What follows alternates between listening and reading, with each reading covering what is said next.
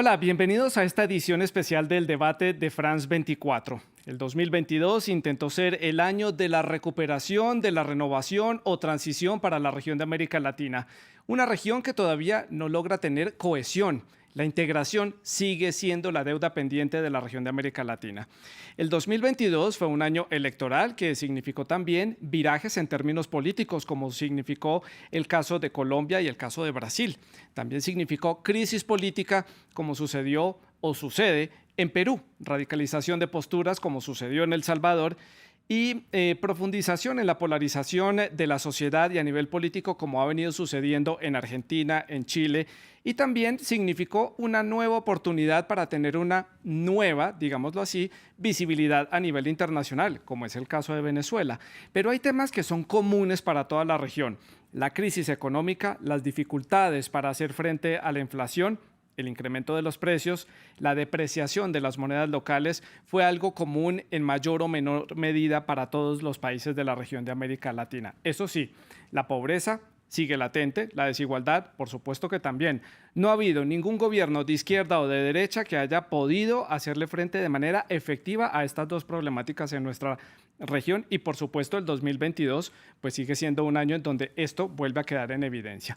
Por eso en esta edición especial vamos a hacer un balance de lo que significó el 2022 para América Latina en materia política, en materia económica, social, y cuáles son los retos que habrá para el 2023. Pues para analizar y para conversar sobre estos temas hemos invitado a Marta Lagos, analista internacional, economista, directora de la encuestadora regional Latinbarómetro. También está con nosotros Katy Segarra, ella es politóloga de la Pontificia Universidad Católica de Perú, es magíster en ciencia política, y aquí en el estudio de France 24 nos acompaña Manuel González, él es magíster en ciencia política, es docente e investigador de la Pontificia Universidad Javeriana, universidad que queda en la ciudad de Bogotá. A nuestros televidentes les recuerdo que también son parte de esta discusión, de este debate especial. Dejen sus comentarios y sus preguntas a través de las redes sociales. Ya lo saben, estamos en Twitter, en Facebook y también en Instagram. Nos encuentran como @eldebate_F24, @Santilogo, que es mi cuenta personal, la etiqueta para que ustedes dejen todos los comentarios. Numeral, el debate F24, todo junto, todo pegado. No olviden también que todos los contenidos de este programa también están disponibles en diferentes plataformas de podcast. Nos encuentran en Apple Podcast, en Spotify, en Deezer y en TuneIn. Comienzo entonces dándole la bienvenida a Marta y preguntándole por un panorama general de la situación en América Latina. Un breve resumen de lo que significó este año para la región de América Latina. Marta, bienvenida. Adelante. Bueno, muy buenas tardes, buenos días. Eh, la verdad es que América Latina viene en declive su democracia desde el año 2010 y termina la década con el año 19 con 3 países que tienen explosiones sociales. Después viene la pandemia y cuando empezamos a salir de la pandemia, que uno podría decir es el año 22, eh, se produce una gran especulación respecto de, bueno, ¿qué pasó con la democracia? ¿Qué pasó con el proceso económico? Y lo que nos encontramos es de que no solo se proyectan o se continúan las tendencias que se habían visto en los años anteriores, es decir, hay alternancias en el poder. En todos los países donde hubo elección presidencial, se deja detrás una élite y se elige a la contraria, ¿no es cierto? Y eso lleva, por supuesto, a esta alternancia que mucha gente dice que es una ola de izquierda. Esto lo que es la desesperación de los pueblos, encontrar gobernantes que finalmente encuentren las herramientas que permitan salir de la desigualdad, de la pobreza y de la crisis económicas. Y para eso lo que hacen los electores latinoamericanos es elegir al bando Sí, contrario. Entonces hay que tener cuidado con decir que esto es una ola, porque las olas pueden permanecer, como lo sucedieron en el pasado. Yo creo que claro. ahora, de aquí en adelante, lo que vamos a ver es una sucesión de alternancias. El que no lo hace bien, hasta luego. Y lo estamos viendo en el caso del Perú, ¿no? Claro. No les gustó cómo era el presidente y lo que estaba haciendo el presidente intentó tomar el poder más allá de lo que le permitían las leyes y Sí, el presidente termina siendo derrocado. Entonces, o tomado preso, en fin, por un proceso constitucional que ya no lo deja fuera de la presidencia. Entonces, ojo, porque estamos en una etapa distinta de la región, donde sí se produce que la soberanía del pueblo manda más que lo que mandaba antes. Hoy día los pueblos sacan a los gobernantes de sus lugares si no lo hacen bien. Y eso Sí, vale para Marta. los populistas y vale para los no populistas. Ya vimos que Bolsonaro perdió la elección. Es decir, los populistas también son sacados de sus cargos. Sí, Marta. La gran diferencia con el pasado. Un panorama general describe entonces en la democracia, la alternancia, la búsqueda de soluciones por parte del pueblo y la necesidad de hacerse sentir por parte de las sociedades. Breve resumen de lo que ha dicho nuestra invitada. Voy a preguntarle ahora a Katy su panorama general. ¿Qué destaca de este 2022 de nuestra región y qué debemos tener en cuenta de proyecciones para el 2023? Punto de partida. ¿Qué tal? Muchas gracias por la invitación. Bueno, yo coincido con varios puntos respecto a que ha mencionado Laura, ¿no? El hecho de que la ciudadanía ha generado o ha buscado un cambio de lo que se tenía previo a la pandemia, en parte por la grave crisis económica y sanitaria que esta ha significado, la búsqueda de renovación de los gobiernos que se han tenido, bien ha sido tanto de derecha como de izquierda, y no la generación de estas olas. Hay una cuestión que también me parece muy importante destacar, que en los últimos años ha estado, o especialmente este último año, hemos escuchado mucho las palabras de fraude, a pesar de que esta no ha habido. Esto, por ejemplo, puede ser en el caso de Brasil, tanto de Perú, en el cual se ha estado cuestionando los resultados electorales, especialmente cuando han sido muy apretados o han tenido un resultado distinto de lo que señalaban las encuestadoras. Y esto significa claramente un ataque hacia la democracia. Otro Sí. tema creo que sería fundamental de señalar es esta búsqueda ciudadana de reclamos de mayor justicia social, ¿no? Y además la búsqueda de cambio de constitución creo que también llama mucho la atención ese proceso constituyente de Chile. También en el Perú se ha buscado cambiar la constitución. Bueno, había un pequeño grupo que ha buscado cambiar la constitución. El presidente también había llamado a una asamblea constituyente. Y en general es esta búsqueda de la ciudadanía de participar más a partir de una democracia directa. Una democracia directa, las denuncias en los interrogantes en los procesos electorales y los reclamos ciudadanos. En resumen, lo que ha dicho Katy para comenzar este panorama general. Finalizo aquí en el estudio de France 24 con Manuel. Manuel, bienvenido al programa. Gracias por acompañarnos hoy y su panorama general de la región. ¿Qué nos deja el 2022? Muchas gracias por la invitación, Santiago. Yo creo que América Latina le apostó a la recuperación. Sin embargo, es una región que siempre ha sido vulnerable en su historia y ha afrontado tres graves crisis. Primero, una crisis que es netamente económica, una estanflación, es decir, tenemos bajo crecimiento, pero también alta inflación. Y eso conduce a una segunda crisis, la crisis social. Y es una crisis social que viene arrastrándose desde el 2019 y que se agudizó con el COVID-19. Y los gobiernos no pudieron solucionar ese problema de cómo afrontar la pobreza, pero obviamente también cómo paliar la desigualdad. De hecho, incluso los datos que nos dejó la pandemia fue que regresamos a datos o a dígitos del 2002, por ejemplo. Entonces eran básicamente como casi 2 décadas de retroceso en ese progreso. Y obviamente algo que sí coincido con mis colegas es que todo ese cóctel de lo económico más lo social termina afectando la institucionalidad política. Y es que obviamente buscamos alternancia, buscamos quién lo haga mejor que el gobierno de turno. Y obviamente aquí sí debo decir yo que efectivamente ese movimiento antigobierno de turno sí ha favorecido a la izquierda. De las 7 elecciones, que al final de cuentas se han disputado entre 2020 y 2022, pues 5 han sido para organizaciones o partidos de izquierda. Sí. Solamente 2 han ganado la derecha, pero obviamente eso, obedece a ese cambio que quiere la gente frente al gobierno de turno, independiente si es de izquierda o es de derecha. Pero obviamente América Latina se encuentra ante una crisis que no es una crisis que se ha buscado a sí misma, sino que es una crisis que tiene que ver con que no tiene mecanismos resilientes para afrontar choques externos. Claro. porque aquí hay varios, digamos, efectos que han caído en la región y que son por hechos que ni siquiera están sucediendo en la región. Estoy hablando, por ejemplo, del tema de la guerra en Ucrania, que ya lo vamos a tratar más adelante en el programa, el impacto que esto tiene en la región de América Latina. No sé si ustedes están de acuerdo conmigo que tal vez lo que más llama la atención en términos políticos en la región, ustedes lo mencionaban, son estos gobiernos o países que han hecho la alternancia, se han ido hacia la izquierda, pero si vemos el mapa general, son ya la mayoría de países de la región que están gobernados por un gobierno de turno que pertenece a ese gran espectro que tiene la izquierda latinoamericana, porque no se puede hablar de una misma izquierda uniforme, hay diferencias entre ellos. Quiero que lo hablemos. Ya ustedes decían, una necesidad de alternancia. ¿Qué más llevó a que América Latina tuviera que tomar estas opciones, se enrutara por ese lado? ¿Y qué significa esto para la construcción democrática? Porque también hay que decir que en América Latina las democracias son relativamente jóvenes. Hago la ronda a la inversa, entonces comienzo con Manuel aquí en el estudio de France 24. La alternancia siempre es saludable para la democracia. Es decir, las democracias que no tienen alternancia terminan, digamos, generando hegemonías y esas hegemonías al final de cuentas terminan construyendo instituciones muy autoritarias.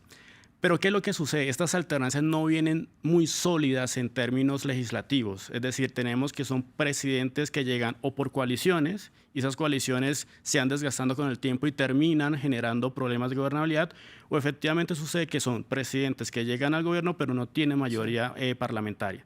Por lo tanto, les es difícil, de alguna forma, a los presidentes cumplir sus mandatos populares y obviamente se enfrentan a otro mandato popular que son los mandatos de los congresos. Claro. Entonces, obviamente tenemos un problema de legitimidad dual, que uno llamaría en términos de ciencia política, y obviamente eso lo que genera es que, si bien la alternancia es saludable, pero también engendra ciertos problemas. Sí. ¿Cuál es el asunto? Ahí hay un problema que es tanto de los actores, y es creer que la democracia es algo que es como un partido largo. Siempre hay la posibilidad de ser gobierno y la posibilidad de ser oposición.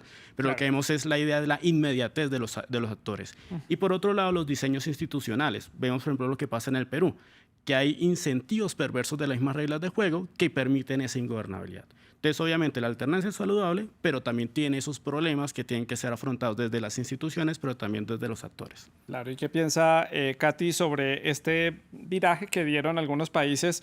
Es tal vez lo más representativo junto con las crisis y la polarización. ¿Qué piensa usted?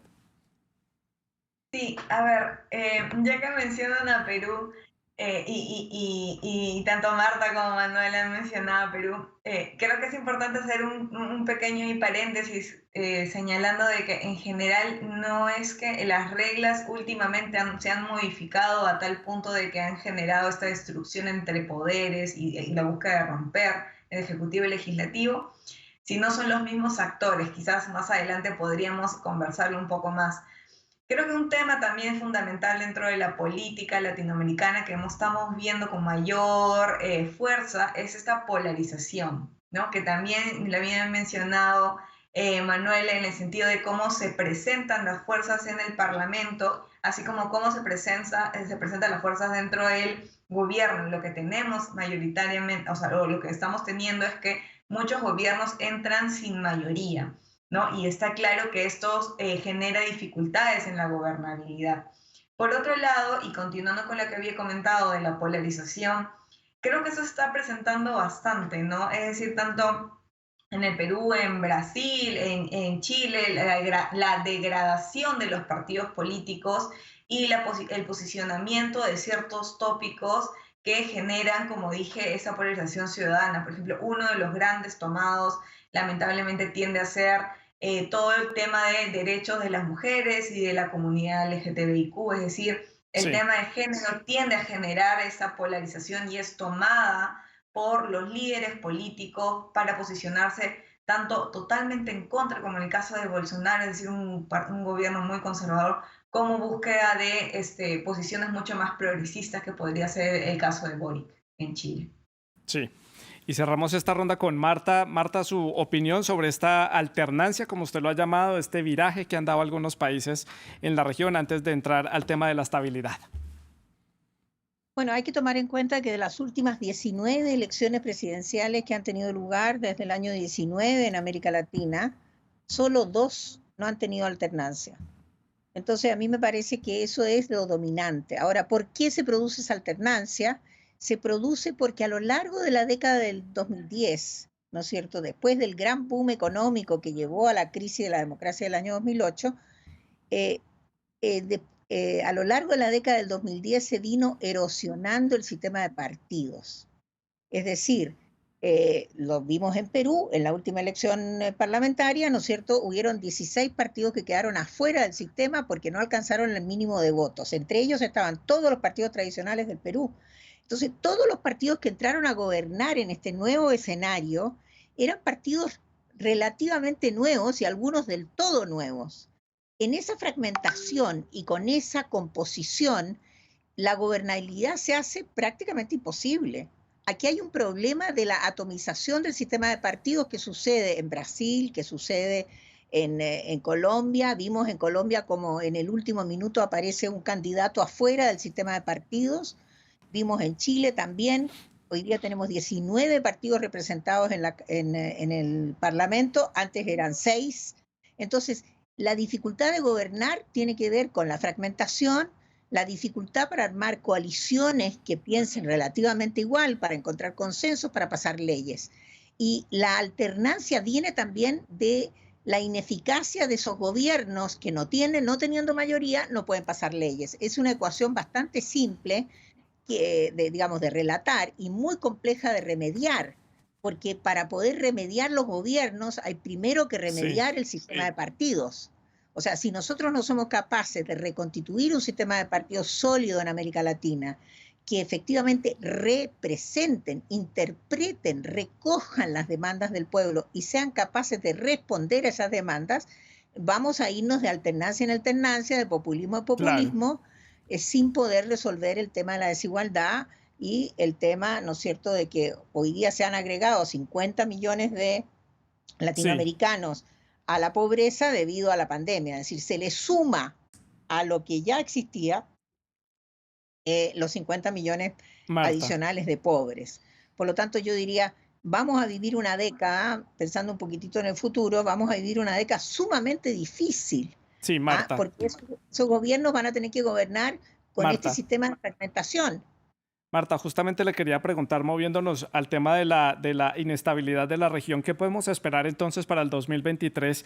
Entendiendo este dato que usted suma, que es la atomización política, la atomización de los partidos, la ineficacia de estos gobiernos para llevar las riendas de los países y esta alternancia. Entonces, ¿qué podemos esperar en términos de estabilidad para el 2023, teniendo en cuenta que la crisis económica que están pronosticando todavía no ha golpeado del todo como esperamos que golpee a los países de la región, si es que llega a golpear tan fuerte como están pronosticando los analistas? Pero, ¿qué podemos entonces esperar? ¿Marchas, manifestaciones ciudadanas, golpes de Estado? ¿Cómo lo ve usted?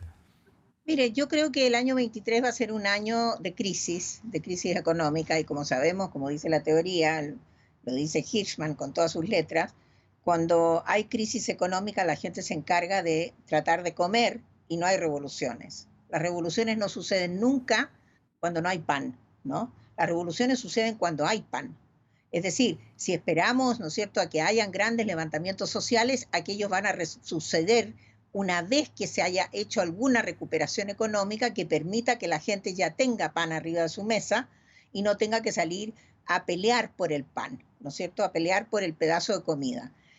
Me parece que por eso el año 23 va a ser un año, en términos de movimientos sociales, relativamente pacífico, con una gigantesca presión sobre los gobiernos nuevos y los viejos para apalear la crisis. Y la diferencia con la crisis del 2010 es de que en el año 2010 había una pequeña billetera, ¿no es cierto?, de parte de los países que permitió hacer una política económica contracíclica, es decir, hacer transferencias directas.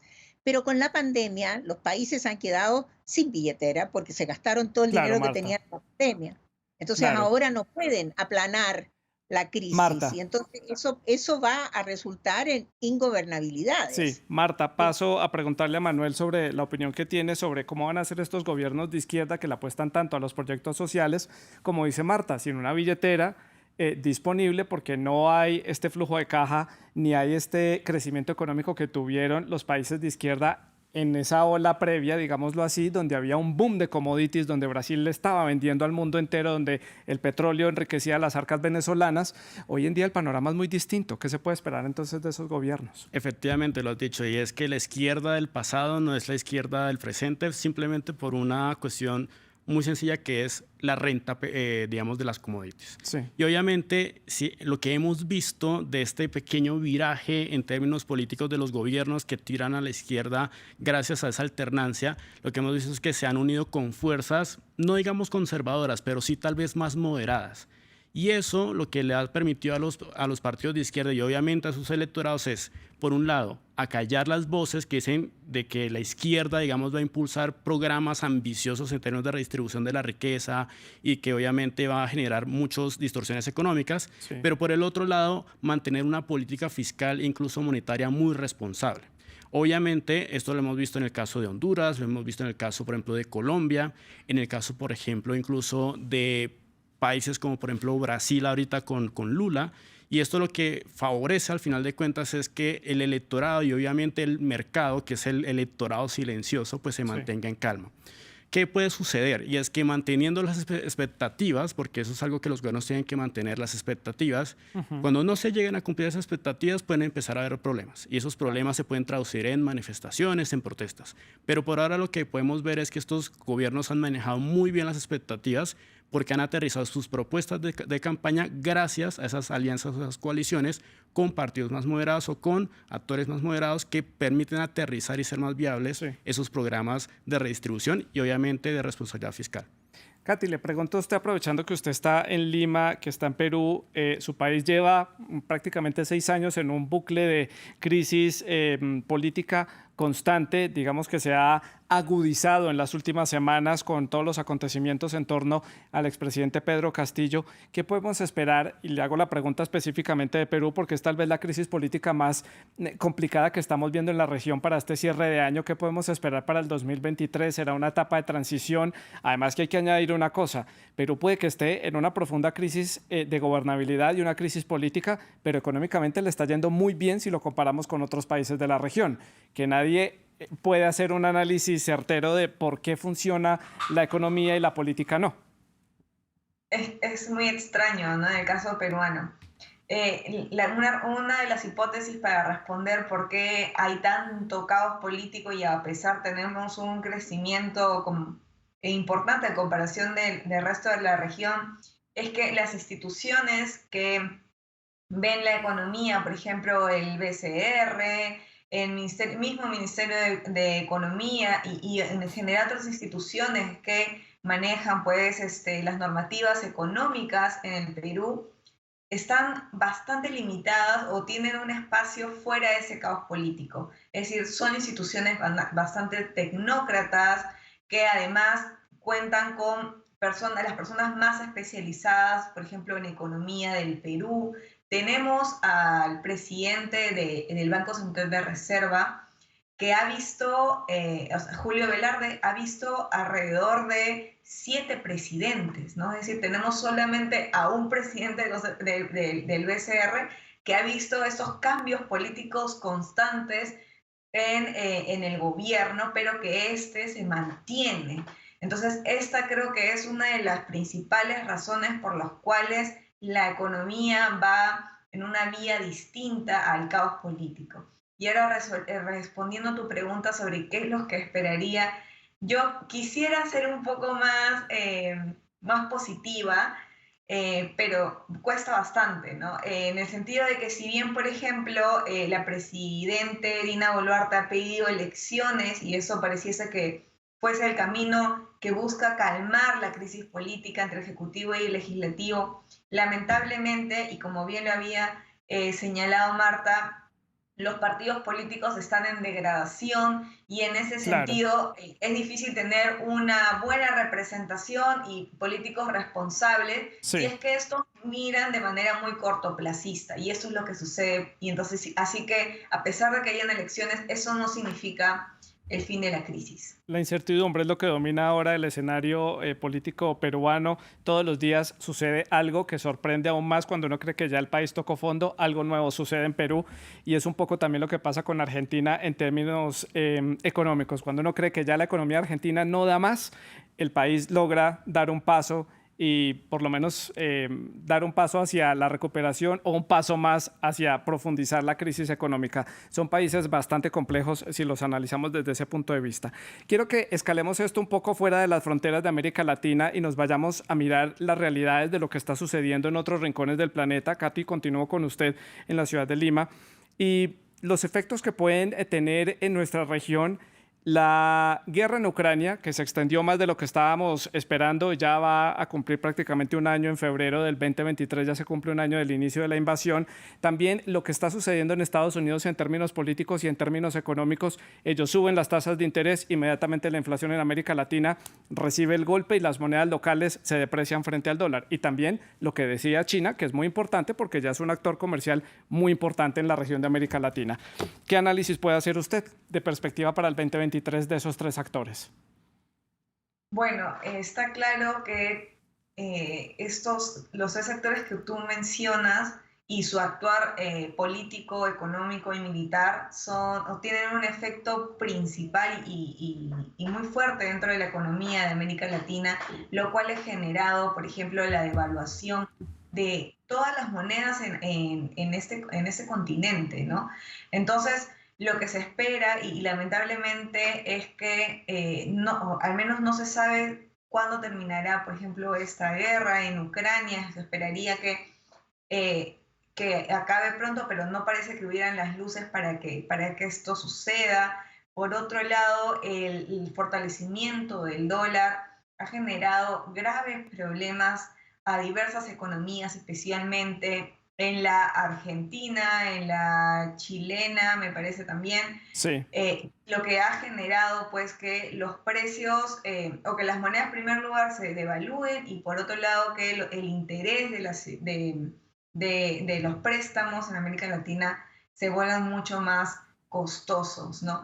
Y está claro también de que China especialmente en este uso de compras masivas de materias primas, también tenía un rol fundamental. Eso lo podíamos ver en el Perú hace 10 años, donde China era un socio comercial importantísimo, en el cual el hecho de la modificación dentro de su economía afecta directamente, y así podemos ver cómo América Latina es bastante sensible y su economía es bastante vulnerable, mejor dicho, ante los cambios internacionales. Ya vamos llegando a la parte final del programa, pero quiero conocer la opinión de Manuel sobre este tema, una perspectiva rápida, muy puntual, por favor, de estos tres actores internacionales. Básicamente, América Latina siempre está entre los dos gigantes, en este caso Estados Unidos y China, y obviamente lo que pasa en Rusia con la invasión a Ucrania, pues obviamente tiene un efecto muy grave en términos de la inflación por la cuestión de los fertilizantes, y eso tiene, digamos,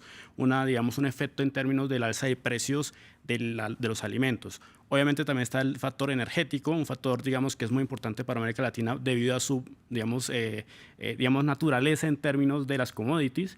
Y obviamente lo que pasa con China también está relacionado con la cuestión de la política de COVID-0 que ha impulsado Xi Jinping. Es que obviamente mientras la gente esté confinada, pues obviamente no va a haber comercio. Y eso, digamos, limita mucho el campo de acción que tiene América Latina para exportar.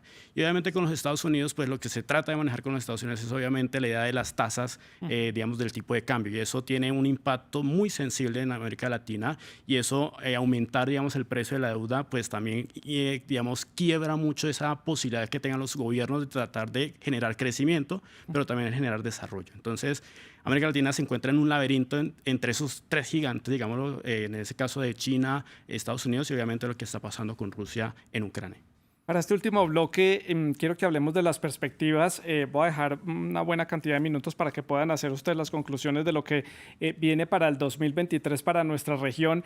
¿Qué hechos relevantes hay que tener en cuenta? Yo mencionaría uno por lanzar uno sobre la mesa para que lo tomen como ejemplo, pero creo que la lupa también va a estar, por ejemplo, a lo largo del año en esos diálogos que están avanzando entre el gobierno colombiano y la guerrilla del ELN y la apertura de la frontera entre Colombia y Venezuela, la apertura completa vuelta y el restablecimiento de esas relaciones. Va a ser un hecho al que le vamos a ir haciendo seguimiento a lo largo del año. Desde la perspectiva de ustedes, ¿qué hechos pueden ser destacados para el 2023? Y si quieren hacer perspectiva para la región o para un país en particular, les dejo la palabra. Comienzo entonces con Marta para su conclusión. Adelante. Bueno, mira, a mí me gustaría comenzar diciendo que yo creo que la pandemia nos deja en una situación de vulnerabilidad a América Latina frente a la globalización, que termina de dominar. Previo a la pandemia, la globalización era bastante más moderada de lo que es hoy. Y uno de los ejemplos es el tema de las vacunas, ¿no es cierto?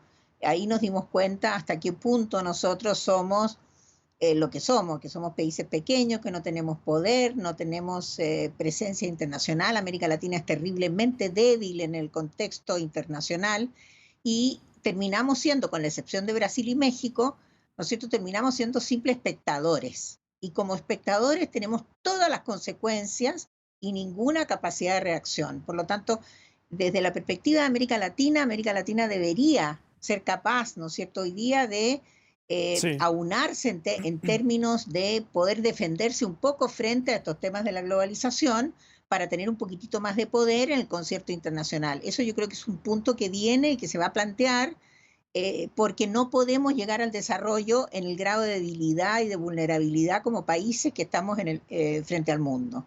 Claro, y en segundo lugar, yo diría, desde el punto de vista interno de los países, evidentemente lo que usted menciona respecto de Venezuela y Colombia hace sentido. ¿Por qué?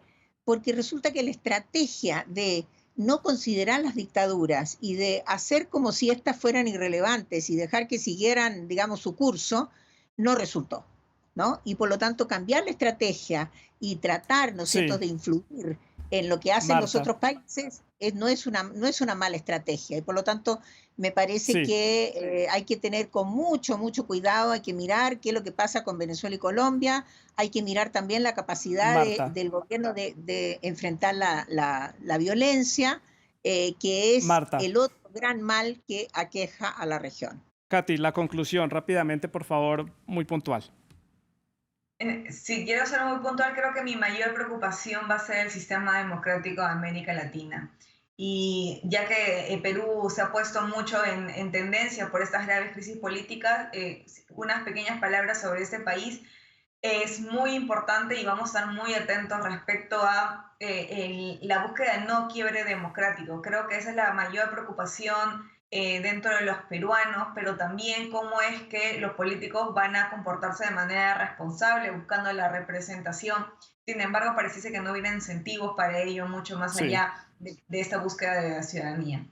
Además que el tema de Perú también está generando divisiones entre los gobiernos de la región, entre quienes apoyan a quienes y en qué bando están, y eso tampoco le conviene a la región. Para el cierre, Manuel, un minuto para la conclusión, adelante. Yo creo que hay tres desafíos. Primero, crisis migratorias. Haití, Venezuela son, digamos, dos puntos calientes, digamos, de esta crisis migratoria. Obviamente también está la cuestión de México y todos los migrantes centroamericanos. Está también la cuestión de la democracia, es un tema, digamos, que está latente, es decir, al final de cuentas, lo que pasa en El Salvador, lo que pasa en otros países donde efectivamente no vemos golpes de fuerza, sino que vemos sutiles rupturas del orden constitucional, pues obviamente es algo que... La radicalización, como lo decíamos en la introducción. Exactamente, digamos, ha cambiado esa sutileza en cómo subvertir las reglas democráticas. Y finalmente yo creo que también la crisis que persiste, que creo que es como digamos así, la materia que tienen que aprobar muchos gobiernos es la crisis económica. Es decir, yo creo que eso es algo que va a persistir, es algo que mientras América Latina no tenga los mecanismos resilientes, pues no va a poder, digamos, crecer y obviamente redistribuir su amplia riqueza. Pues a Marta, a Katy y a Manuel les agradezco por este balance del año 2022 para nuestra región, para América Latina. Muchas gracias por haber estado con nosotros. En nombre del equipo técnico les agradecemos su sintonía. La producción del programa estuvo a cargo de Laura Garzón y la producción de invitados a cargo de Tania Herrera. Siga con nosotros.